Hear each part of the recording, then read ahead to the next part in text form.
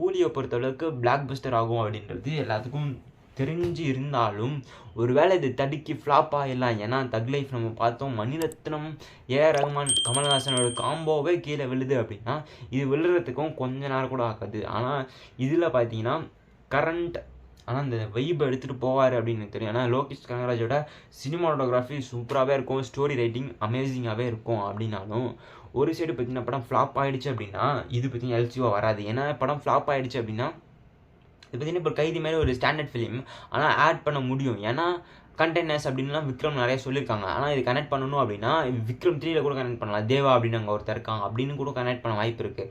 அதனால பொறுத்தளவுக்கு இது பார்த்தீங்கன்னா ஸ்டாண்டர்ட் ஃபிலிமாக பார்க்கும்போது இந்த படம் ஃப்ளாப் ஆச்சு அப்படின்னா படத்தை கனெக்ட் பண்ணாததுக்கான வாய்ப்பு இருக்குது. படத்தை ரிட்டன் எடுக்க வாய்ப்பும் இல்லை, பார்ட் 2 வரதுக்கான வாய்ப்பு கம்மியாகிடும். ஏன்னா இப்போ படம் ஃப்ளாப் ஆகிடுச்சு அப்படின்னா வராது. ஆனால் ஹிட் ஆச்சு அப்படின்னா கனெக்டும் பண்ணலாம், பார்ட் 2வும் ப்ரொடியூஸ் பண்ணாங்கன்னா எடுக்கலாம். அப்படின்றதுனால இது பார்த்தீங்கன்னா ஒரு மார்க்கெட் ரீதியிலலாம் பார்த்தீங்கன்னா எல்சிஓ இல்லையா அப்படின்னு இருக்குமோ அப்படின்னு எனக்கு தோணுது.